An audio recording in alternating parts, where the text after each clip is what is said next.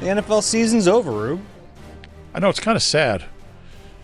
It's kind of sad. There's a long gap now between we got free agency coming up. We got the draft, but there's nothing like sitting on the couch on a Sunday and watching football all day. So I'm always hoping the Eagles have a bunch of Thursday and Monday games, so I can just kind of have those handful of days during the season to just watch football. It's So the the best. Super Bowl is over. The Eagles no longer the world champions and now belongs to the Seattle Seahawks. We'll talk about the Super Bowl a little bit, what we saw in that game. We have some Eagles news to get to. We have questions coming up a little bit later on. And answers. Well, questions at least. We'll figure out if we have the answers. I'm not sure if we do. First, how you doing, though? How was your weekend? Weekend was good. Enjoyed the game. I love the Super Bowl. I love the whole thing. I love everything about it. It's so over the top. It is over the top. And it's funny because, like, if it's a game that I care about, I want to watch it by myself in, like, a dark room. But this was a game I didn't really care about that much, so I watched it with some friends, and it was fun. Oh, yeah? I watched it by myself. So we both watched it with all of our friends? That's really mean. It's probably true. But no, I would always rather watch something like that by myself. I feel that way mostly about football. I don't know if Yeah. there's anything else. Yeah, I mean, if Villanova was playing Georgetown, I'm not going to sit there and, like, have to be by myself. But yeah, for Super Bowl. I'll tell you what else I like. I like going to the movie theater by myself. Yeah, I'll do that. I go to a lot of concerts by myself because then you don't have to worry about, like, if you're not digging it, you can just leave. You don't have to worry about anyone else. I hate when, like, you go to a movie and someone's like they miss something, then they got to ask you, then you're talking, and then I feel like I'm the bad person in the movie. Yeah. Yeah, that's the worst. It's turned into a little therapy session. What did he just say? What does that mean? Yeah. Why won't he go in the house? I don't understand. Dave, explain it to me. All right, so we'll talk Super Bowl in a minute, but we have some Eagles news to update since the last pod last week. They have an offensive line coach. A little strange to think about the Eagles having a different offensive line coach. 13 years of Jeff Stoutland. Some pretty big shoes to fill for Chris Cooper. Yeah, it is. And, look, the numbers weren't great with the Vikings. They gave up the 5th most sacks in the league during his 4 years there. 2nd most last year. I think they allowed 60 sacks. Now, that sacks could be a lot of different things. Could be J.J. McCarthy being a young quarterback and running around and getting sacked. But, yeah, you're right. He's going to be under a microscope. And he was let go by the Vikings. They decided a couple of weeks ago not to renew, or they announced they weren't going to renew his contract. His contract was up. So he was a free agent. He was no longer their O-line coach. So I think that's important to kind of keep in mind in this whole thing. There's going to be a big bullseye in his back because he's following a legend, and it's he's got to win these players over who've most of these guys have never had a different O-line coach, and it's going to be hard. It's going to be tough to win them over and prove that he can do the job and then go out and do it. So who is he? Chris Cooper. Cooper spelled Kuper, 43 years old, spent the past 5 seasons in Minnesota under Kevin O'Connell, did coach while Sean Mannion was there. So there's the link to the new offensive coordinator. You were right about this past season. Man, they were really banged up front, just a ton of injuries. I think they had like 24, 25 different offensive line combinations last year. So maybe you take last year with a grain of salt, but you're right. Like over the 5-year stretch, it probably wasn't as good as they expected it to be. But then again, like sometimes the results aren't always indicative of how good a coach was. It's a lot of personnel. It's a lot of things out of their control. So I am curious to see how he does with different personnel. Yeah, definitely. And he's a guy that played in the league for a long time, played 8 years with the Broncos, played with Doc, played with Correll Buckhalter, a lot of familiar names over there. When you have a career that long, you kind of feel like the guy at least has an idea of what goes into. He had some really bad injuries late in his career. I guess going into his last season, he had a broken ankle and then he broke his arm or something. And he still played 7 games that last year, 7 or 8 games. So tough dude. I think when you have that playing experience, that starts out that process of kind of getting buy-in from players, because you're always going to, and look, Stout never played in the league, but you're always going to trust a guy and kind of give him the benefit of the doubt when he's played that long in the league and had that much experience. Started 79 games as a late round pick, I think a 5 or a 6. I believe he was a 5. Mm-hmm. So that's a good start.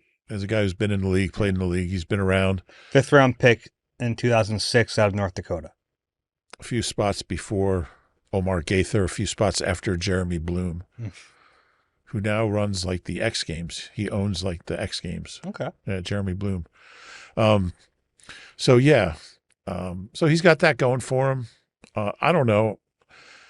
I think a lot of times it is a mistake to kind of look at the stats of a position coach and say, well, he can't do it because of this and that. A lot of circumstances go into it.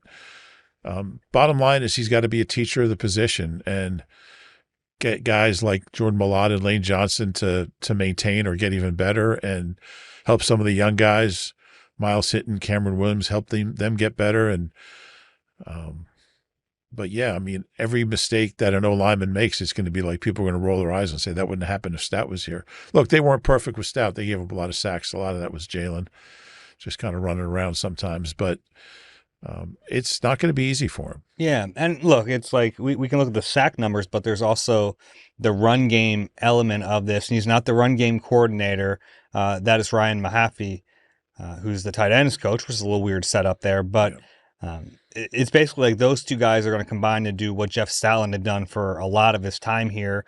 But he has a history in that like wide zone Shanahan McVay system. And I think that's important. And it doesn't mean that it's going to work, but I understand like the direction they're going here. And he has a familiarity with that system, which the results haven't been great, but at least they have a base there to work from. Yeah. Yeah. Excuse me. Yeah. And I'm really curious how it's going to go. It'll be a challenge. I would expect guys, all the guys who are going to be holdovers from Stout to be pros about this. Look, they miss him. They wish he was still here, but you're going to do what's best for the team and yourself.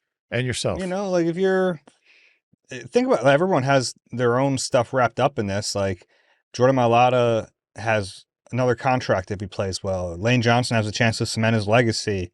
Like all these guys have something else to play for. So, yeah, of course they're going to miss out. And I think the tricky thing is like, there's been new technique taught. The run game is going to be different.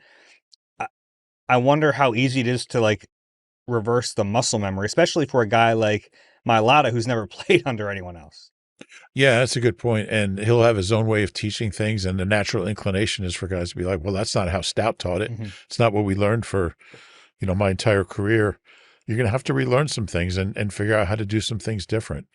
And I remember when I changed piano teachers as a kid, and it's just how hard that was. Like, it's not probably a great comparison, but like you learn how to do everything a certain way. And then this new person's like, no, that's wrong.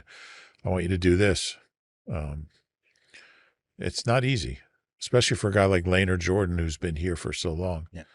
I guess we should mention that Cooper was on the staff in Denver when Vic Fangio was the head coach there. Yeah. So I don't think Vic has much to do with this hire, but kind of a fun little sure they talked to tie-in. him, and he brought him in. I was reading about that. He brought him in. He was there for Vic's 3 years in Denver. Assistant O-line coach at that point. Assistant O-line coach. And, he coached under Mike Munchak, who's Hall of Famer. Yeah. Pretty good guy to learn from yourself. So there's some good connections, some encouraging things that, when you look at. He's an interesting guy. He's from Alaska. He's one of only 16 players in NFL history from Alaska who's born in Alaska. Was he just like an Alaskan or like Army brat? Like what was No, he's just apparently an Alaskan. Okay. Yeah, as far as I could tell. I think he did the Iditarod a few times. Not really. Two Eagles are were born in Alaska. 2 former Eagles are among the 16. One was Sammy Lilly, a cornerback in the late '80s and early '90s. The other was Steve Smith, when the Eagles got the wrong Steve Smith. And so that's it. And then he played at North Dakota. They won a D2 title. I think they're now BCS or FCS, whatever it is. Yeah, they're one of those abbreviated conferences. But he was like a small school All-America and all that stuff. Interesting history, and be very interesting to see how this goes. I'm wondering if like a guy like Greg Austin will stay on the staff. He was assistant O-line coach this year and for 3 years under Chip. Chip initially brought him in from Oregon. I kind of guess no. Yeah, I don't know. We haven't heard of any of the staff staying. Yeah. At this point, it doesn't mean it won't happen. They're still filling it out. Yeah, I'm curious to see what it looks like. We're starting to piece it together a little bit. We don't have the final staff in place yet. I think there's a chance there'll be no carryover on the offensive staff. You don't leave one to tell the tale? It's like when you fire a head coach, you always leave one coach behind the, I think it's possible there won't be any. I mean, like who's most likely? Jamal Singleton. Probably Jamal Singleton. Yeah. I mean, because really we're down to either him or Aaron Moorhead. Yeah. I think Singleton's done a nice job. He has a good relationship with Saquon Barkley. He coached in Cincinnati under Zach Taylor, who coached under Sean McVay. So there is the link to that system too. So I think that it's a little bit of a reach, but you're right. I don't think it's that much of a reach. His last job before here was under Zach Taylor, who runs a variation of it. Yeah. I don't think it's. I mean, Zach Taylor was with Sean McVay before he got a head coaching job. Yeah. Yeah, I think what you mentioned about his relationship with Saquon's important. Well, they also have a running game coordinator, so I don't know how that's all going to work, but I think there's a chance it'll be all new staff. Mm-hmm. Would he be the guy, though? It's really between him or Moorhead at this point, unless you think Kevin Patullo is going to remain as like a senior offensive assistant. Red zone coach. Hey, now if they get him as a red zone coach, I might be back on board. Did a good job in the red zone. I remember we asked him about the red zone after one of his pressers, and he lit up. It's like something he could talk about and feel some pride. Yeah, I think Singleton's probably the most likely. I think they could use a change from Moorhead anyway. Mm-hmm. I was kind of thinking that by the end of last year. Sure. I can't imagine he would keep him, but you never know. You never know. I mean, you just want it to be a good process. You want them to interview and really like not have a predetermined outcome for those interviews, especially for position coaches. I think like all the hearsay doesn't do you as much as like, yeah, you want to listen to other sources on what they think about this coach, but you really actually want to like learn their philosophy, how they teach, all that sort of stuff. Yeah, and I mean, I think of, Andy bringing in John Harbaugh for an interview. Mm-hmm. Now, Harbs had been here in '98 under Ray, and he sold Andy on keeping him, and he had to really sell him on it, and I'm sure Andy's glad he did. Mm-hmm. Doug kept a bunch of coaches from Chip staff, like half of them. And, but it is unusual. Obviously, all the last couple coaches kept Stout around, because why wouldn't you? So we'll see. We'll see, but I think there's a chance they'll all be gone. Yeah. So as we sit here right now, and it's always kind of changing, and based on our history, it'll probably change right after we're done recording this podcast. But here's what we know about the offensive staff. You have Sean Mannion as the offensive coordinator. You have Josh Grizzard as the passing game coordinator. Ryan Mahaffey is the tight ends coach / run game coordinator. And now Chris Cooper is the offensive line coach. So when I put them all together, Rube, like the theme that I'm starting to see build here, aside from Grizzard, who I think that was like an organizational hire, right? A guy they couldn't get as the OC, or, not that they couldn't get him, but they went a different way as the OC, but they really liked him. They found a way to bring him in. With Cooper and Mahaffey, and also the knowledge that we have that they interviewed Greg Olson for the quarterback's job, it makes it very clear to me that this is Sean Mannion's staff, and that's notable. Yeah, very much. And I think that was the biggest question, I think, on everyone's mind when the Eagles hired a 33-year-old OC was how much how much power is he going to have in the building? And that goes to the coach, the coaching staff, and to the offense. And the fact that we're seeing him have the leeway to bring in his own guys, I think, is really encouraging because any break from the Sirianni offense, I think, is a good one. And look, Nick was with Jason Michael for a long time. So the fact that a guy like Jason Michael is out and a new tight ends coach is in, I think that's really significant. That tells you that Sean Mannion has the, you know, the leeway, what's the word, the room to do what he wants with the staff. I think that's really good. Anything that makes this offense look different than last year is a positive to me. Yeah, and I think that's a part of it. I don't think it's just like blind faith in one person. I think it's the faith in Mannion installing an offense that is kind of a trendy offense in the league, but for good reason, right? Like it's an offense that has taken the league by storm, and it's more than just adding Mannion. To me, it's like, hey, what can we do to get an offense that looks like this, or that gives us a better chance to maximize our talent. And I think that's what we're seeing here. I don't know if it's going to work. Like, I think that's important to remember. I think this is like generally a good process. I think it's going to give them a chance to maximize this young offensive coordinator who they think might be really good, but there's a chance it doesn't work. I mean, there's a chance this all just blows up in their face. They have to fire everyone next year and start over. I think there's a world where that happens, but I do kind of appreciate the process here. I kind of appreciate that they're not half-assing it because, even though it worked with Kellen Moore, like they ended up with like a hodgepodge offense and ultimately like they won a Super Bowl, but I don't think that was like the biggest reason why. So I do like the process here. Now, is it a jump for us to assume that just because Mannion has the leeway to bring in his own coaches, that he's going to have that same autonomy with the offense? I think for the reason you just Yeah. said, I mean, these coaches run a certain offense and are familiar with a certain offense. So Yeah, I think we're like following the breadcrumbs here. I think so too. It's a little bit of a jump, but and we kept hearing that Nick was promising and the franchise was promising these candidates that they would have autonomy.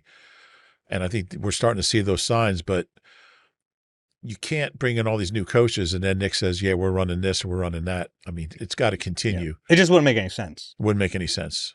Not to say that they haven't done things before that haven't made any sense, but right. Yeah, I'd be shocked by that.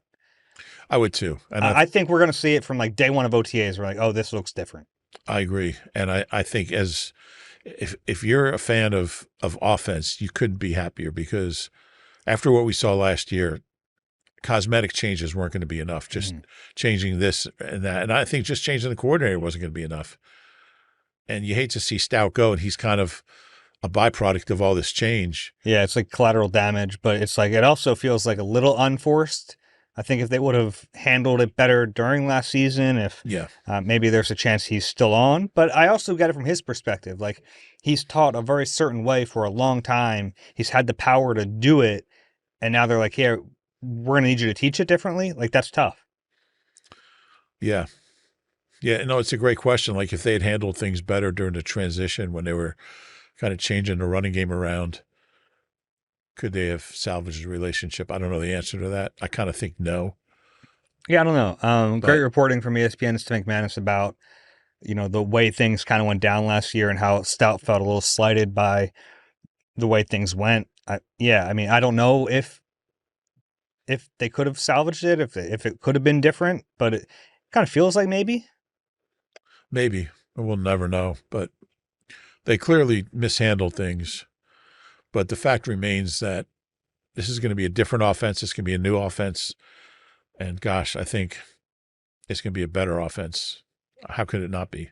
Yeah. Now, look, we got to see the talent on the roster. But for me, like, if there's a drop off in talent, it's even more of a reason to really switch the offense up because, like, the offense under Sirianni has really relied on the talent. And that's okay. They had a lot of talent. They were able to win a lot of games with it. But I think they're in a situation now where they're going to have to scheme things up. They're going to have to do, like coaching's going to have to maybe make up for a little bit of the gap with the talent level. Yeah, we'll see what the talent level looks like, what the roster looks like. There's a lot of unknowns right now. Certainly with Lane, AJ, Goddard. Well, I guess are the main guys, but Landon, and Landon. Yeah, that's a lot. But it's a lot. um, but yeah, um, I like the general direction that I'm seeing. Yeah, it's I've used the phrase "big swing" talking about the Mannion hire. It is, but at least they're going all in on it. They're maximizing it. You remember when they hired Kellen Moore? He had, I mean, a much thicker resume than Mannion. He had been an OC. He had been a hot head coaching candidate. He brought one guy with him. Yeah. And then they kind of like Frankenstein this offense together. And ultimately it worked. There were some rough patches throughout. I don't I don't know. think that was good enough again this time. I don't know who the last OC was who had this much power as far as staff changes.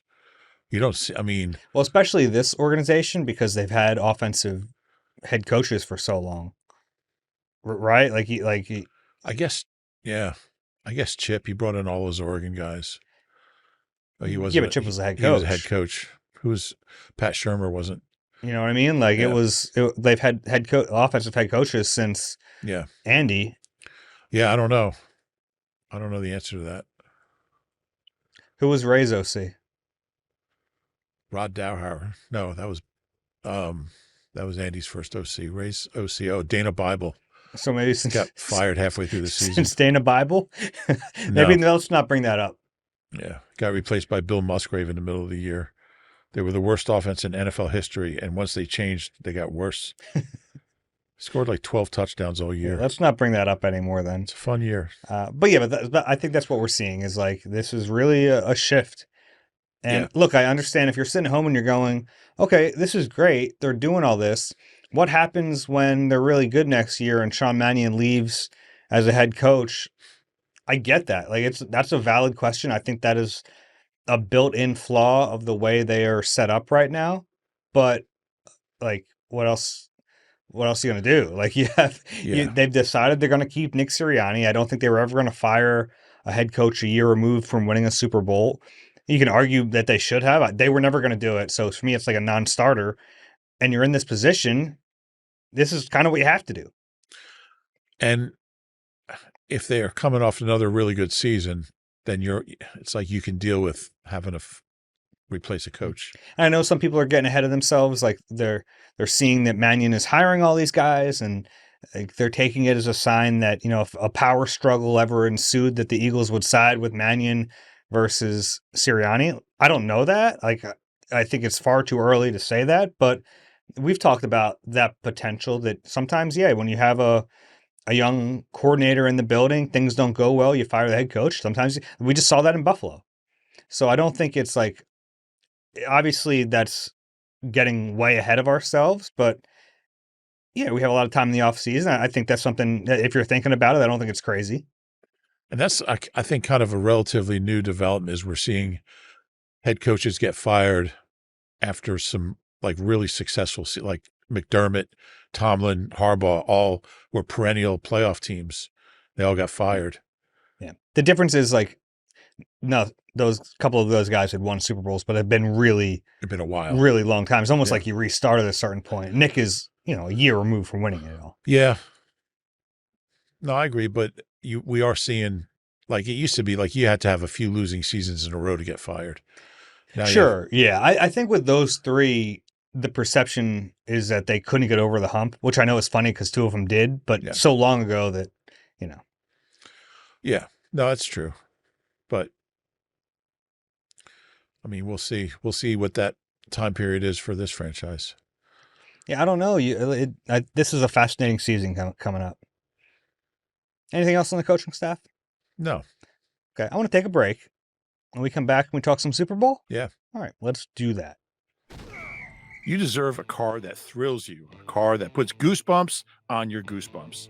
At Nissan, we've got everything from turbocharged SUVs to 100% electric vehicles that'll make your heart beat faster. Experience the thrill for yourself and shop your local Nissan store and nissanusa.com today. Back on the Eagle Eye Podcast, brought to you by Nissan, Ruben Frank, and Dave Zangaro. Rube, let's talk some Super Bowl. It was a good one, kind of. Not really. I enjoyed it. I like good defense. I like great defense. I really appreciate that. I don't need a bunch of scoring. Well, I think let's start with pregame. Okay. Jalen Hurts. Jalen coming out. I mean, with the legends. Tom Brady, Steve Young, Peyton Manning. These legends. I think Eli. Joe Montana was there. Joe Montana was in there. I would have been a little claustrophobic in that thing, but it was really cool seeing him out there and kind of like, I'm not going to sit here and say he's a Hall of Famer like those guys, but it kind of just reminds you how good he was in that game and last year. And played in the Super Bowl twice, and he's two of his best games. Yeah. It was really cool. I thought it was really cool to see him come. He looked so happy. I know people were speculating he just looks happy because Patullo's not there anymore. Maybe that's something to do with it. But even like at the Pro Bowl games, he just looked like he was having a blast. We haven't really seen that from him. Yeah, it was cool to see. Yeah, we talked about the Pro Bowl games a little bit. Him in that the flag football game, like running around, having fun, smiling, sunglasses on. He's been having some fun, which is nice to see. Yeah, and we'll see if that can last into next year. But yeah, that was a fun way to start. Brandy Carlisle did America the Beautiful. She's in our building tonight. Okay. I love America the Beautiful. Should be our national anthem, don't you think? I like it better than the national anthem, just as a song. Yeah. So, and then I thought the national anthem was good though. Charlie Puth. Yeah, it was fine. I don't really like his music, but he was fine. Yeah, I thought he was good. I thought he was like locked in, and then he was playing a Rhodes, which was cool seeing him playing a Rhodes and not like. I mean, he's playing a good, nice, old-fashioned keyboard. And then the NBC shot of like they panned up from him to the flyover, that last note, that was pretty cool. Yeah, I love flyovers. You ever been to an air show? You know what's funny? I've never actually been to one. I was on the beach this summer and they had one, and I was just like watching it from the beach, and that was kind of fun. We were at one in Cleveland. My friend and I went to a Tribe game, and we were in the top of a parking garage, and there was an air show. There's like a little airport just south of the stadiums and like the Rock and Roll Hall of Fame and all that. And it was based there. And like, it looked like the planes were going between like the skyscrapers and stuff. It was the coolest thing being up there. I love that stuff.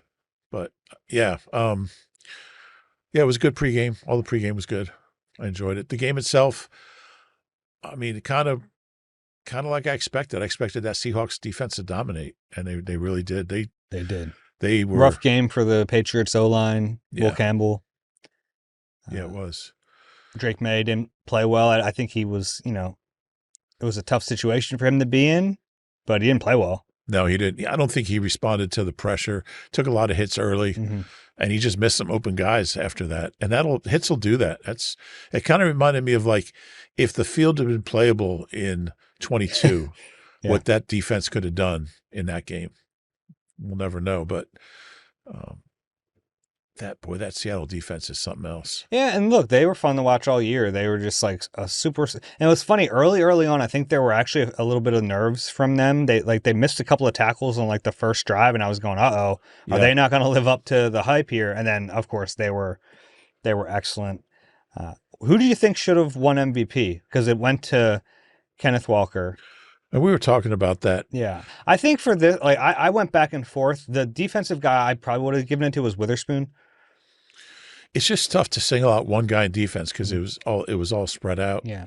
And that was the situation last year. And I know like there were a lot of people who thought it should have gone to a defensive player. And like I get it, but when a defense plays that well, and I thought there were some similarities between just how dominant the Eagles were in defense last year and how dominant the Seahawks were this year, it's tough to single out one guy. Yeah. And Walker was so good. And like when they couldn't do anything on offense, he had some, and they didn't get in the end zone, but he set up a couple field goals. He had like 170 scrimmage yards and had like a 70-yard run that was called back by a really dubious, I thought, holding penalty. It's kind of really ticky-tack. So, I mean, he's the first running back to win MVP since Terrell Davis in 1998. Terrell. Terrell. Yeah. It's Terrell Owens. Yeah. He's the only one who makes it difficult. I just want to make sure I say it right. Yeah. Yeah, I mean, that's 28 years ago. It was kind of an old-timey, running game defense. Kind of like a throwback Super Bowl. Man, it just felt like the Patriots were climbing uphill all night. And I'll tell you what, I know you're a big special teams guy. Seattle special teams. I mean, between the kicker who made 5 field goals and just nailed all of them. I mean, people were saying he should have won MVP. That punter. Dixon's awesome. I mean, he was incredible. Yeah. Even the one where they didn't have anybody back and they sent all 11 guys to try to get a block. Yeah. And he just kind of quick kicked it and it went to the 5 or the 6. He had a great game. He had a great game. And field position in a game like that, against that defense, you're starting drives at the 6. You are not going to score. Mm-mm. You're just not going to score against them. Boy, they tackle so well. They're so physical. They gang tackle. They swarm. Yeah, they're fun. You and I were chatting about this before we started recording. So many people have been comparing it to the Eagles last year. Which performance do you think was better? Seahawks against Patriots, Eagles against Chiefs?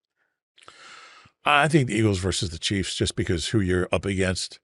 I think Drake May is going to be a good quarterback, but I mean you're facing the best, maybe the best ever, or top 3 in Mahomes and a great offensive mind. And Andy. Yeah. And a great offensive mind in Andy. I mean, that offense, you shut them down, and they really did shut them down, whatever the final score says. Yeah, that was I'll go with that one. Yeah, I mean, they were up 34-0 in that game. Yeah. It's the final score looks a little better, I guess. What was it, 40-22? But to me, that was a bigger beatdown than this. Yeah, I would agree. Pick 6 in each game. I was happy for Leslie Frazier. Good guy. He's been bounced around the league. He was Andy's first D-backs coach here before he went to the Bengals. It was funny when you said pick 6. I was like, what was I forgot it's a pick 6. Oh, yeah, they changed it. Yeah. Yeah. Which sparked the whole conversation about who's the official scorer, which we never did figure out. But like baseball has an official score, I don't think the NFL does. I don't know who makes those calls that it wasn't a fumble, it was an interception. But it was. I mean, he was throwing it. Yeah, I think it's the right call. It didn't hit the ground. So, yeah, happy for Leslie. He won he was on the Bears team that won the Super Bowl in 85. So good for him. Good dude. And, yeah, and all the former Eagles played well. They did. On both sides. You had Matt Collins, ended up with what? 4 for 78, maybe? 4 for 78 and a touchdown. Probably not ideal that Matt Collins is your best receiver in a Super Bowl. Yeah.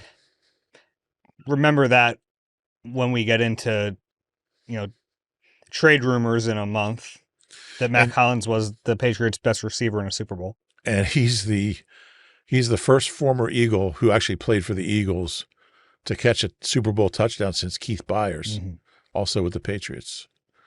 Well, and Danny Collins Amendola did. Backed up his weird walk-in. Yeah. As what was it? He was like prisoner. Like a psychiatric prisoner, though. He had like a muzzle on and weird dude. He's different. He's different. I like dude. Mac. He played well, though, because this is his second Super Bowl. He was on the 2017 team, didn't really play much. Yeah. I think he had like 17 offensive snaps, no targets. So he got a chance to actually play. He's 34. 9th season for Matt Collins. Crazy. I mean, if you had asked me, like, what players would be left in 2025 from the 2017 team, he would not have been at the top of my list. 32, sorry. Donnell Ellerby would have been at the top of my list. Who else? We had Milton had a sack. Milt had a sack, so now he has 3 sacks in the Super Bowls. Which is tied for the most ever by an interior lineman. Mm-hmm. Good for him. Josh Jobe. Josh Jobe is great. They were trying to attack Josh Jobe, Seahawks cornerback, former Eagles undrafted rookie. They targeted him 10 times. He gave up 3 catches for 11 yards. And he's been doing that all year. He's come so far. I mean, I remember Josh Jobe when he was here, and he was physical, and he was tough and high effort, but he didn't have the technique. I mean, he would get beat on double moves. Yeah. I think he's in a system that suits him better now, too. Maybe. But, man, he had a Pro Bowl season, and he backed it up on Sunday. I thought he was terrific. I believe he's going to be a free agent, too, so he probably made himself a boatload of money. He probably did. Well, Eagles could use an outside corner. Fill up the Brinks for Josh Jobe. They had him. I think they cut him after training camp at 24, I believe. Mm-hmm. And he went right to Seattle on their practice squad. And then Yeah, he's been a nice player for them. yeah, he started like 15 games this year. He's come so far. I love that story. I know, like, Devontae Smith loves the Josh Jobe. Oh yeah, Yeah, played together. Alabama guys. Mm-hmm. Yeah, but those are the stories you really. I mean, even like a Matt Collins, a guy who he's bounced around so many teams. Christian Ellis had a quieter game, had a couple tackles, had a QB hit. Yeah, but he's been a nice player for them in New England. Yeah, but like these are all like long shot guys. Like, Mm-hmm. I mean, other than Milton, who was a fairly high pick and a big free agent. But yeah, and then Maxon Hook gets the Super Bowl ring, who was in training camp with the Eagles this summer. Maxon Hook and who's that? Wasn't there another? There was another practice squad guy. I couldn't remember his name. I figured you would. He was a safety.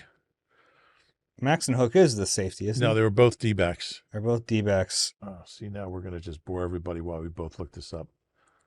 I know that among our listeners, there's someone yelling right now because they know. And that makes me happy. Practice squad. Here we go. Who is it? Tyler Hall. Of course. Yeah. Only here for a little bit of time, nickel cornerback. Yeah. When they signed Tyler Hall, we thought maybe he's going to be, like, he has a chance to be the nickel, and it didn't really work out. No, but he's got a ring now. Well, he doesn't literally have the ring, but he's getting one. Yeah, so good for those guys. Yeah, and look, I enjoy watching it. Maxon Hook was a guy that he was a pretty high priority undrafted guy, right? As far as relatively out of Toledo, gave him a little money. Yeah.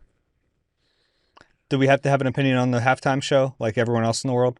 Sure, we can talk about it. I enjoyed it. It was fun. And I don't love his music, but I loved everything about the performance. It was so over the top, and I love the message. I just thought the message was a beautiful thing. Yeah, that was cool. Yeah. Yeah. Did you check out the other halftime show? Yeah, I had them double streamed. You could, I guess, watch on YouTube. No, I don't really care about the halftime show, to be honest with you. I was happy in 2004 we got McCartney down in Jacksonville. That was really cool seeing Paul McCartney at halftime. The Eagles Super Bowls recently have been. We had Justin Timberlake, right? Timberlake was in Minnesota. Rihanna was the Arizona. God, I forgot where we were. And last year was Kendrick Lamar. I remember when Justin Timberlake, I'm sitting there and somebody, a media person, decided to stand behind me singing along to every song. Mm-hmm. Standing right behind me. And I'm trying to work on my 10 ops. I was not happy. But how would you rank the Eagles? Oh, I guess you weren't there for the. No, I was out. I was out in the parking lot for. Yeah. But. Okay. Yeah. Let me rank the three then that I've seen. I would go. I'd probably put Rihanna on the top. I thought like it looked cool, like visually appealing, and I like some of the Rihanna songs. I'd go Rihanna, then I'd go Kendrick, and then Justin Timberlake for me, of those three. Now, here's what a sports degenerate I am. When you say Kendrick, I think you're talking about Kyle Kendrick. And I don't think you were. No, he did. Yeah, it was actually both. It was. They're both out there. And when you say Kendrick Lamar, then I'm thinking of Lamar Jackson. Mm-hmm. But, yeah. I mean, nobody will come close to Prince. That one was cool. In the pouring rain. I thought the one in L.A. a couple years ago was, it hit nostalgia, which is like some of these hit nostalgia now. For me, it hit nostalgia. It was like every rapper that I heard when I was like 6 years old. You were listening to rap when you were 6? Yeah. Mean Streets and Marlton. Yeah. No, but I did enjoy the halftime show. I thought it was really cool. It was really different. Lincoln, the Eagle. Yeah. Hell of a commercial. Yeah. Him and the Clydesdale. What was your favorite commercial? Lincoln. Yeah. What are we doing? I enjoyed the one with the little kid sitting with his parents and saying in talking about watching the Olympics in 4 years I won't change at all, and then they show him like in 4 years as like a 6'5" I don't even remember that. That was really. I think it was actually for Xfinity. Okay. Yeah. So you got to go to the bathroom at some point. You know what I mean? I'm trying to see everything, but I kind of hate that like the Super Bowl commercials now. We've seen most of them already. They preview them. Yeah, I liked it when they were like brand new. Yeah.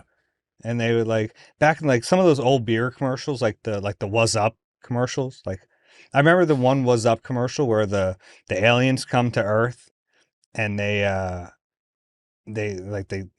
gather information. They go back to their home planet and they're like, "What did you learn?" And then they just say, "What's up?" They say what? I'm not going to do it again. I didn't feel great about it the first time. See if we can social that out, Alex. Please don't. My dad used to come over, rest in peace, Dad. He used to come over and watch the Super Bowl, and he was like totally not a sports fan. Mm-hmm. Like he wouldn't even know who was playing, but he would be glued to the commercials. That's kind of the fun thing about a Super Bowl is like it's got a little something for everyone. Yeah. Yeah, definitely. Yeah, that's part of the halftime fun. Yeah. I enjoyed it. But it's always sad because it's the end of the football season. Let's look ahead then. Let's do it. We have Super Bowl odds Okay. for the 2026 season. These are from DraftKings. I'll just run through them. Seahawks, top of the list, plus 900. Rams, plus 950. Bills, plus 1100. Eagles, Patriots, Ravens, all tied, fourth shortest odds, plus 1300. Then the Packers and Lions at plus 1400. And then the Chargers and Chiefs, plus 1500 to round out the top 10. Tells you what Vegas thinks of the Eagles in 26. Thinks they'll be pretty good. Do you think that's just like, well, every other year they go to the Super Bowl, so?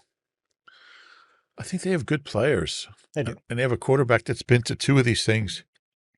I do think they have more unknowns than most of the other teams on this list, though. Well, some of the unknowns, we don't know if they're unknown. They're potential unknowns, certainly. Sure. But just in terms of like such a completely different offense. Yeah. Like even a team like the Bills, you could argue that they're more stable right now than the Eagles. I know they have a new head coach, but they have the offensive coordinator, the guy who was running that side of the ball, still in place. With that quarterback, I think that really matters. Well, I think one way to look at it is they won 11 games. They could have won 12 if they wanted, if they tried against Washington. And they had one of the worst offenses any of us have ever seen. So if they can just be average on offense, they're going to be better. So I think that's kind of how you look at it. And the defense isn't going anywhere. Vic's coming back. All that talent's coming back. They might not have some N'Kobe, might be gone.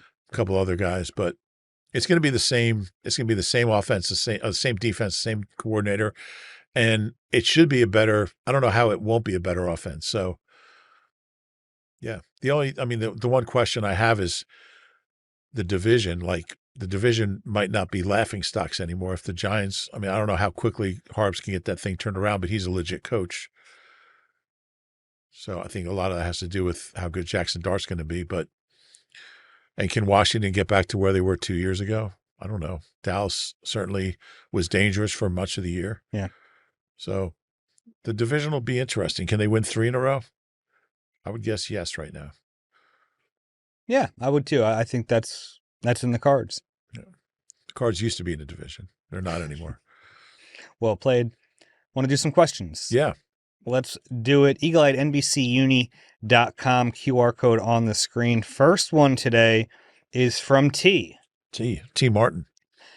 Howdy, Dave and Rube. This might be getting too far into the tinfoil hat territory, but hear me out. Tinfoil hat territory. I think there are ulterior motives at play with A.J. Brown's comments on Micah Parsons' podcast. After the way the season played out and the report that he requested multiple trades during the season, I'm having a hard time believing it's all just hunky-dory now. My theory is the organization told him they wouldn't trade him without getting huge value in return. So this is damage control to make it seem like he's staying, thus strengthening the Eagles' negotiating power.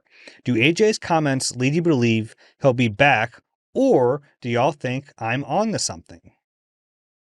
So first off, AJ Brown was on Micah Parsons' podcast, which you really enjoyed. You told me how much you liked that podcast. Mike is good at a lot of things. What are you saying? He can rush the passer. He can play the run. Mm-hmm. He can drop in He coverage. can cover. Yeah, I'm not sure I'd How's he put. as a podcaster? Yeah, I don't want to.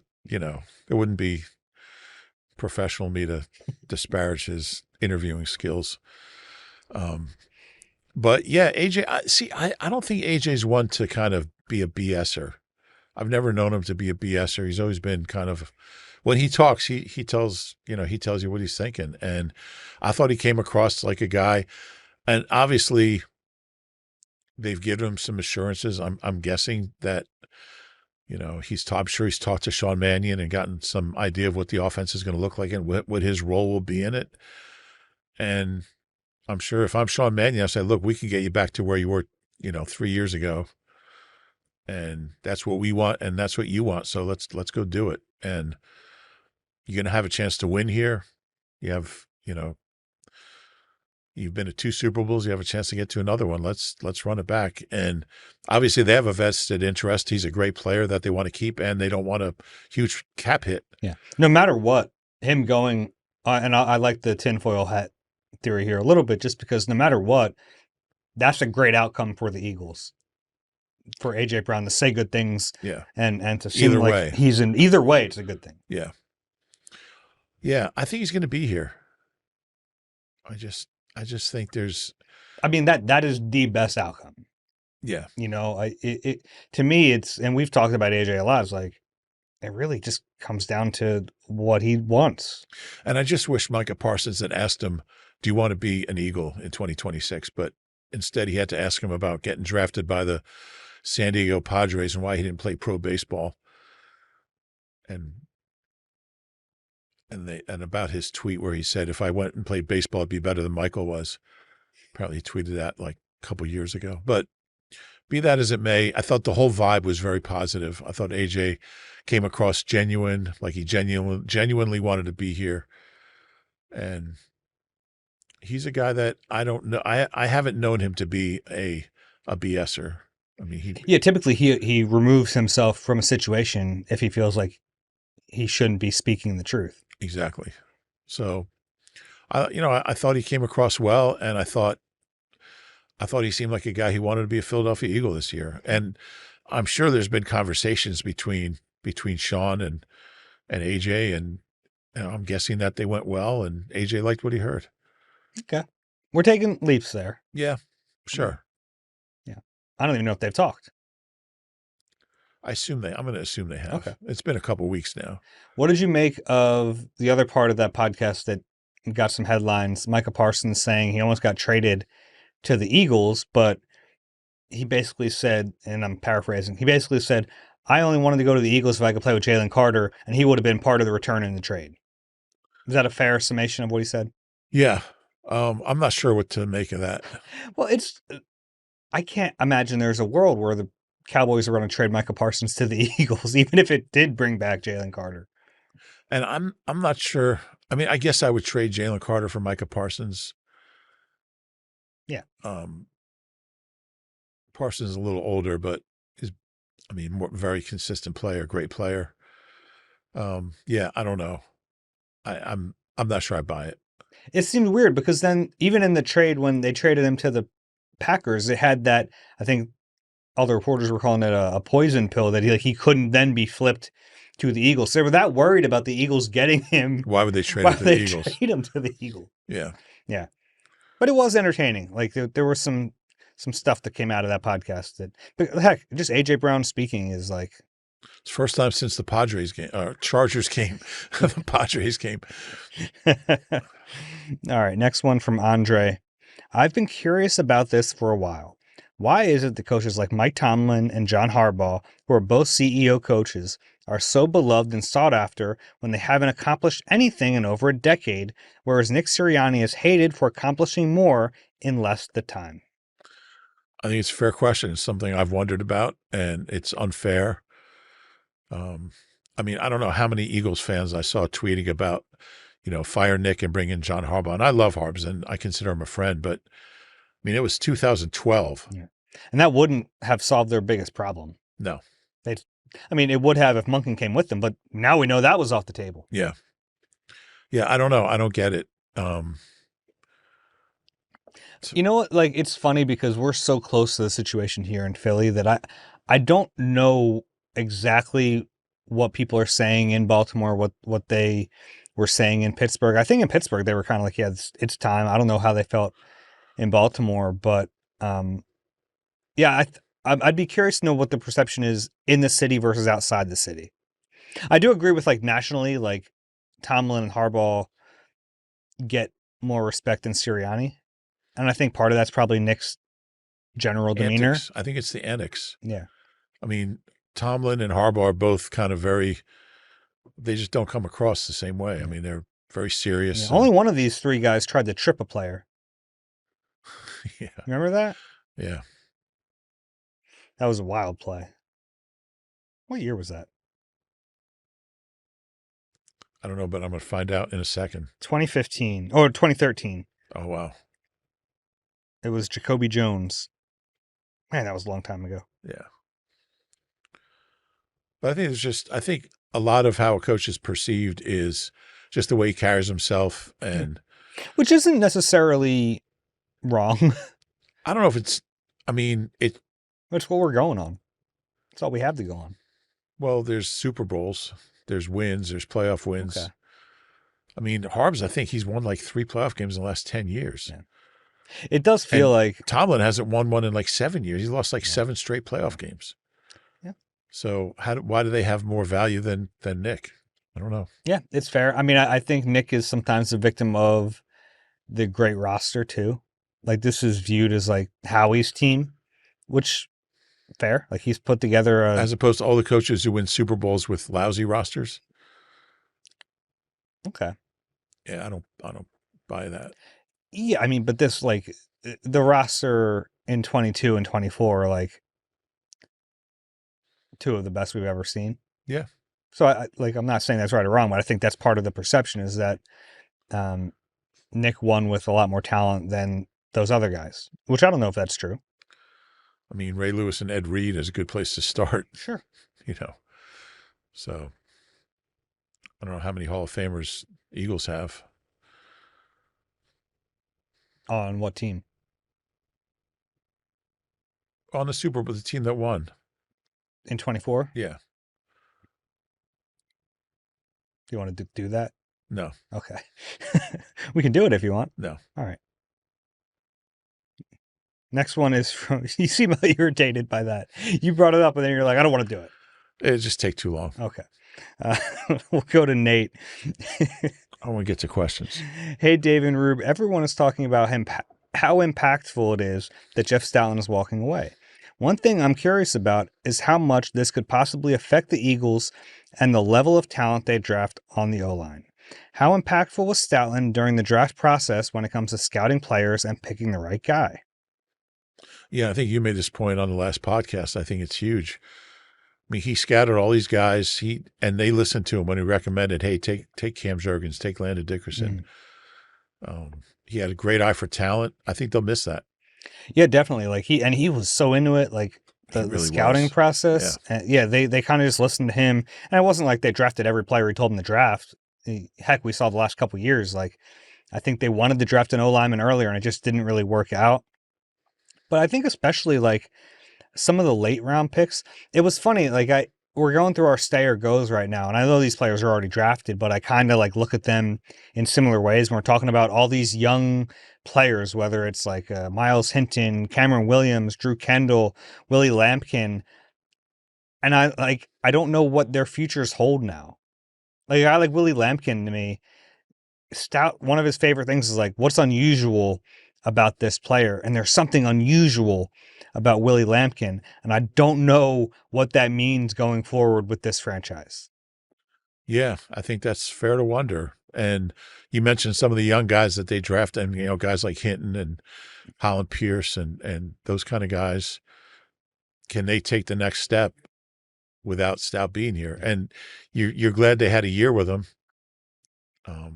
But His track record of development, it's incredible. Yeah, well, like this was a question about the draft process, but like the second part of that is like developing those players that you draft, and he was so good at that. Yeah, and I think he had an affinity for those late round guys. And look, he did great work with, well, he probably did better with late round guys than first round picks. He's got mixed record there, but no, but seriously, I think he just loved working with undrafted guys, late round picks. Do you think they're less likely to, take a shot at a day 3 guy without him being here to develop them? That's a good question. I don't think so, because I think if you hired a guy, you're going to have faith in him to develop young guys too. So if there's a 7th round tackle out there that they like, I think they would still take him. Okay. Yeah, it's fascinating. It's so crazy that a position coach leaving can really kind of change the fabric of an organization like this. But there's a reason we did an emergency pod when the offensive line coach stepped away. Yeah. I don't know if that's the case in any other market in the country. Especially an O-line coach. Yeah. Yeah. Like one of the best of all time. Clearly. Do one more here. This one's from Brian. I think it's pretty widely accepted within the fan base that Jalen's 2022 season was when he looked best passing the football. Shane was still the OC, which certainly contributed to it. Another variable in the 2022 season was Quez Watkins as the third receiver. Quez had plenty of flaws, but added a speed component to the receiver room. He caught 33 balls that year. Jalen isn't a tight window thrower, and I wonder if adding a speedy wide receiver either through the draft or in free agency to take that third receiver role would help open up the back end of the passing offense next season. Obviously, the decision to keep or move AJ also impacts this, but would love your thoughts. Well, Quez is still here. He is still here. Maybe not Quez himself, but it was something I always thought about when Quez was the third receiver. Like that third guy, he's not going to get the volume, so he needs to be able to take the top off or like maximize his output with minimal targets. Yeah. And that 1 year Quez did that. He certainly did. What do you have? 647 yards? Exactly. Like that? Yeah. I want to see if I'm right on that. No, it is 647. We both know that. That's scary. I know. He had a good year that season. He did. Yeah. A lot of deep balls. I'm really curious to see what that wide receiver spot looks like. Even if AJ's back, they need more. I agree. And we've talked about Darius Cooper. I think I'm probably a little higher on him than you, but even I think that's too much of a leap to just go into a season with him as the 3. We haven't seen it enough. I think he could potentially be that. Yeah. I just don't know how to, I think you have to proceed assuming he won't be. You can't assume he will be. And if he is, then great. If he becomes that, I can't wait to see him in camp. I think he has a chance to be pretty good, but I just don't know. Yeah. I felt that about a lot of wide receivers who haven't panned out. I was driving that Shelton Gibson bus for a while. Man, actually, it was funny. Did you have a chance to check out the 30 for 30 on the Philly special? I haven't seen it yet. Okay. It was good. They did a good job on it. I don't know where you can watch it now. I watched it live. It's on one of the streaming services. But one of the main shots in the background, there's 18 Shelton Gibson. How about that? It's crazy. Yeah. Yeah. I can't believe that play really happened. It's pretty cool. We talked about our favorite Super Bowl memories, I remember we split up all the stories and there are all these iconic stories now. And I had the trick play. I was like, I got to go figure out what this trick play was and who called it. And yeah. And at that point we didn't know, even in I went back and read my story from it and, it was so much about giving Doug credit for calling it. And I had it in there that Nick had suggested it. But at that point we didn't know how firmly he suggested it. You know what I mean? We didn't see the video. I think we saw it the next day. Yeah. So we had I think it was Frank Reich said that Nick suggested it, but Doug called it. And that's kind of what they talked about in the documentary too. It's players suggest plays all the time. Doug Peterson deserves credit for actually calling the play. So much went into it. And I just think about Trey Burton. We knew he could throw, but in that situation with that much pressure on to make a perfect pass. Mm-hmm. Because sometimes you see these guys punters, there'll be a guy wide open, you do a fake punt, and the guy was a quarterback in high school and he can't get it anywhere near the receiver. Trey Burton came up huge. One of my favorite things about that is on their Super Bowl rings that year, there was one section of it where they had as many diamonds as all the numbers of the players who touched the football on that play. And since Trey Burton had changed his number that offseason from 47 to 88, he got them an extra 41 diamonds Wow. in the ring. Really? Interesting. And I think even Corey Clement's role, I mean, that's a tricky to sell it like that, and to the ball control you need to flip it, to catch it and flip it. How many times do you think you've seen that play? It's got to be in the millions. Yeah, I feel like I've seen it so many times. It's probably the football play I've seen most of my life. Yeah, I mean, there's a handful of plays that I'll go back and watch, like Jalen's touchdown pass to Devontae. I don't even mean like on your own. I mean like just it's impossible not to see it. Yeah. It was something, and we were there. Yeah. All right. Let's wrap this up. If you enjoy the Eagle Eye Podcast, please do us a favor, rate and subscribe wherever you get your pods. If you're watching on YouTube, please click the like button and subscribe there as well. Rube, on every single pod we've ever done, I give you a chance here. So what do you got? You look excited. One other thing I'm so excited about that play is the way Nick sold it by pausing when the ball was snapped. Mm-hmm. Like he didn't just take off for the end zone. He just stood there like motionless for like maybe a second and then just started. And he didn't like sprint into the end zone. He leaked out. Yeah, exactly. And he sold it just so well. It was, and they didn't even practice it that week. Yeah, it was in for the Vikings game. Yeah. Pretty cool. All right. Anything else? Or are we good? I just remember doing a whole stats piece on that play the next day. I was in my wheelhouse. No, we got to wait a long time for more football, but at least baseball's coming up.